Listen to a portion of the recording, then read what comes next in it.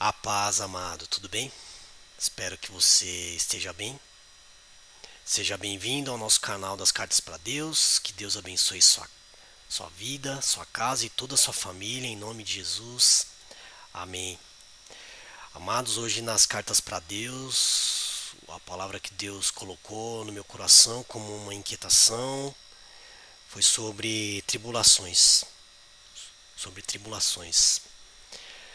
A palavra do Senhor que me deu base para falar sobre isso está lá em 2 Coríntios, o capítulo 1, a partir do versículo 3. A palavra do Senhor que vai nos dizer assim: Bendito seja o Deus e o Pai de nosso Senhor Jesus Cristo, o Pai das misericórdias e o Deus de toda a consolação, que nos consola em toda a nossa tribulação, para que também possamos consolar os que estiverem em alguma tribulação, com a consolação com que nós temos, somos consolados de Deus. Só até aqui, amados. Aqui nesse trecho, uma revelação de Jesus Cristo para o apóstolo Paulo, na segunda carta aos Coríntios. Aqui, Paulo comenta na revelação de Deus que nós passaremos por tribulações e que a presença de Deus nos ajuda, nos fortalece a passar pelas tribulações, nos fortalece a ajudar aqueles que têm passado por tribulações. E aí existem dois tipos de situação, né? As tribulações são provas, são desafios, são situações que Deus nos coloca para que a gente aprenda, ou são situações que pessoas à nossa volta estão passando, que acabam atingindo a nós. E tem coisas que acontecem vindo de obra maligna, vindo de pessoas com maldade, vindo de pessoas que não temem a Deus, ou de nós mesmos. Muitas vezes nós mesmos, afastados dos caminhos de Deus, passamos por provas, muitas vezes a nossa personalidade, quando a gente não deixa Deus mudar o nosso caráter, quando a gente não nos permite ser transformado pela palavra de Deus, entramos em tribulações, entramos em tentações, em provações, em maldições, abrimos brecha para o inimigo, abrimos brecha para pessoas de má índole e sofremos. Mas se no momento das nossas tribulações nos permanecermos buscando a palavra de Deus, nos permanecemos buscando o que Jesus nos ensinou, adorando a Ele, aprendendo com seus ensinamentos, nosso coração pode se endurecer e saímos do seu caminho, e aí as tribulações serão maiores, as tentações, as provações, ações demoníacas, tudo que não vem de Deus, né? Porque se a gente não está próximo de Deus, que não enche o seu coração de Deus, deixa ele aberto para qualquer coisa que venha que não é de Deus, para qualquer coisa que não venha de Deus. Ah, mas Deus criou tudo, sim. Deus criou tudo, os céus, a terra. Deus criou os céus, a terra e tudo que nela há. Ah, Deus criou a maldade, o ser humano, com seu livre arbítrio, desenvolveu a própria maldade. Um anjo que era chamado anjo de luz nos céus, deixou a maldade tomar conta do coração dele e queria tomar o lugar de Deus.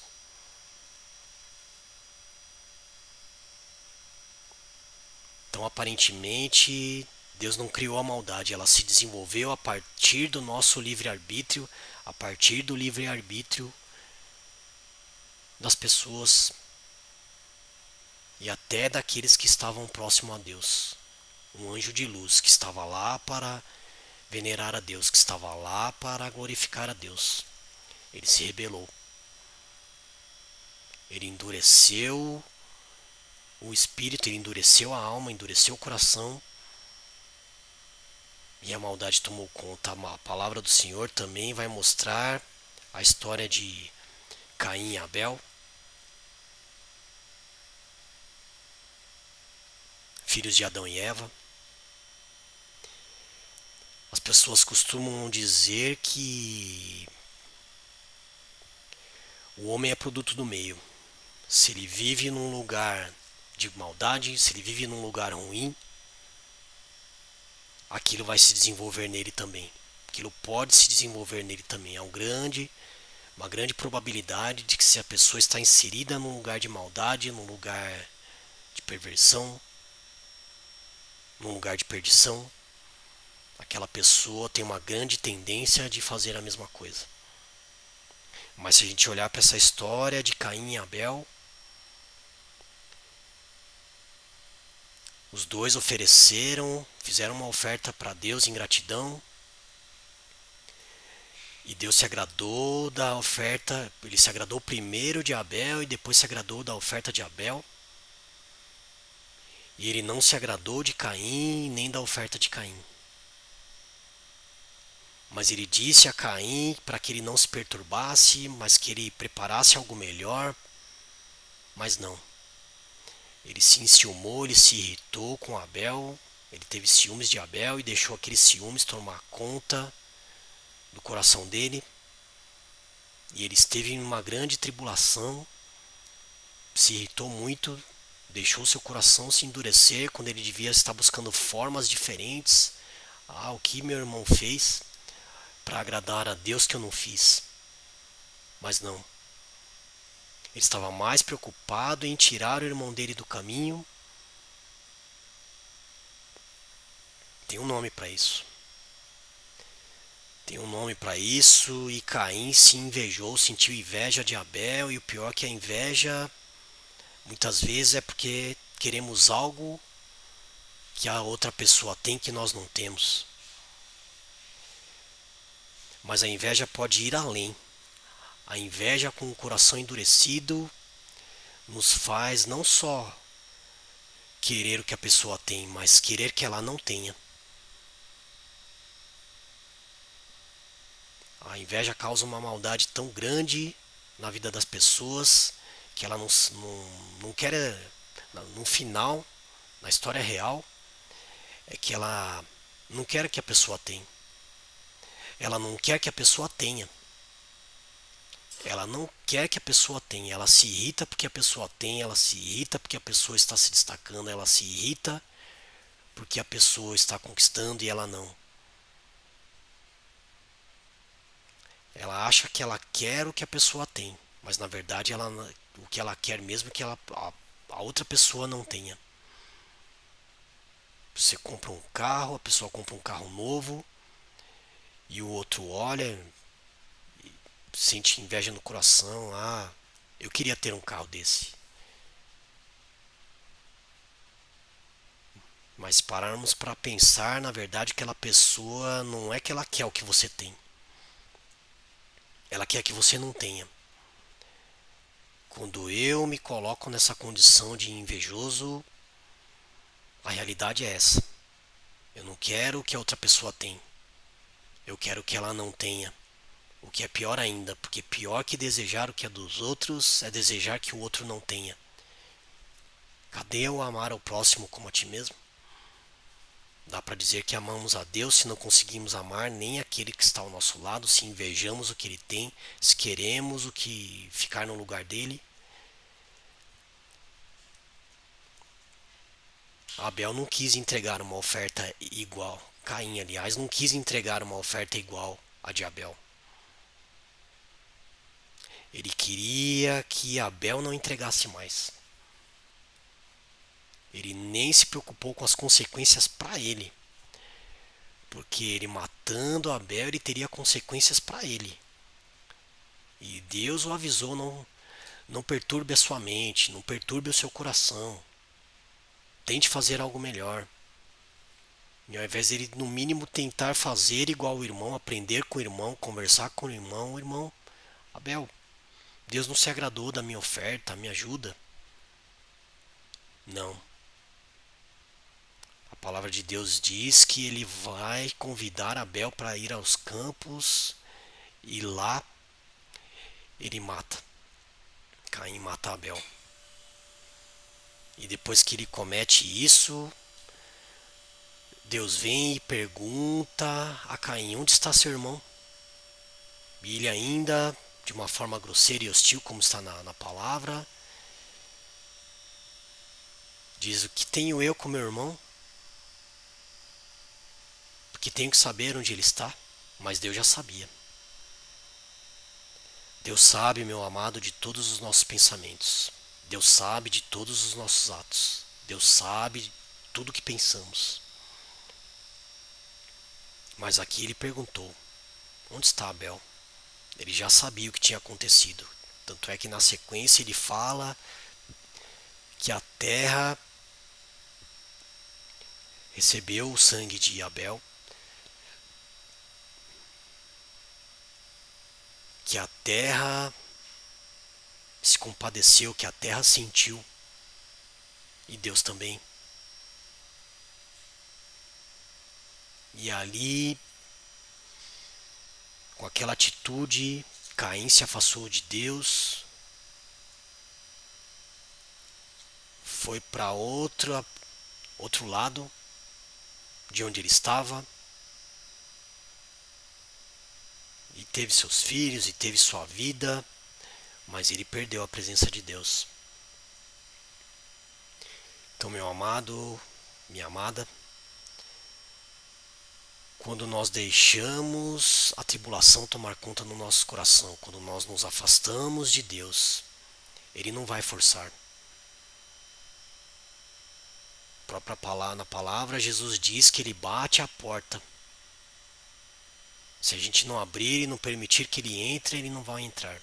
Se te deixar o nosso coração se endurecer, porque passamos por tribulações, porque deixamos a dor, a angústia de situações que acontecem conosco, endurecer nosso coração e nos afastarmos da presença de Deus, Ele não vai ficar: volta para mim. A sua palavra nos ensina isso, não que Ele nos amou primeiro. Ele já fez tudo o que Ele tinha para fazer, Ele já fez. Ele entregou o seu Filho por nós. Jesus não morreu na cruz simplesmente para pagar os nossos pecados. Ele não morreu na cruz simplesmente porque a humanidade deu errado. Ele morreu na cruz porque Deus nos amou primeiro, e Deus o enviou a Jesus para fazer um sacrifício que nós não faríamos, para fazer uma oferta pura e sincera que nós nunca faríamos nem nunca faremos. Então ele morreu, na verdade, no meu e no seu lugar. Ele não só nos livrou dos pecados, ele morreu no meu e no seu lugar. E muitas vezes nós passamos por tribulações, passamos por situações que nós mesmos criamos, e a primeira coisa que nós fazemos é nos afastar de Deus. Meu amado, tenha ciência de que existe um princípio na palavra de Deus, que é a oração. A palavra diz que a oração pode ir muito em seus efeitos, e isso é uma verdade. Como passaremos por tribulações sem orar a Deus, como passaremos por tribulações sem buscar os seus caminhos. É uma certeza que nada sai do céu se não tiver uma ação nossa aqui na terra. Nada sai do céu sem uma ação nossa aqui na terra. Como Deus vai fazer por você se ao invés de orar você fica murmurando. Como Deus vai te tirar dessa situação se ao invés de buscar você está reclamando, está amaldiçoando, está se amaldiçoando, está amaldiçoando o que está ao seu lado, está invejando o que o outro tem. está querendo o que o outro tem, ou pior, está querendo que o outro não tenha.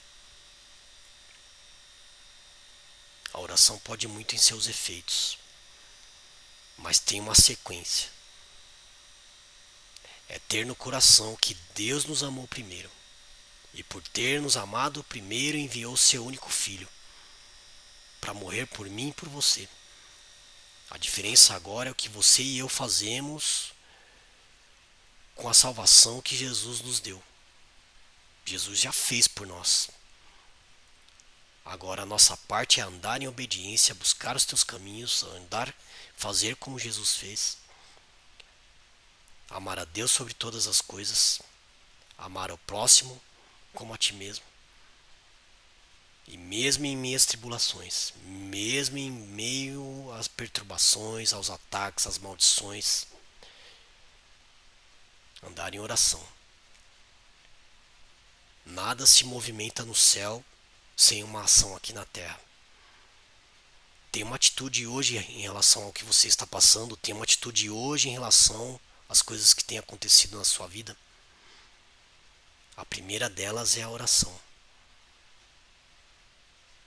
É ter no coração que Deus nos amou primeiro, e se Ele nos amou, nada que a gente faça vai fazê-lo amar mais ou menos. Nada que você e eu fizermos vai fazer com que Deus nos ame mais ou menos. Mas a nossa busca fará a diferença, porque buscando Ele dá sabedoria, buscando Ele dá discernimento, buscando Ele abre as portas. Buscando você abre as portas e Jesus entra.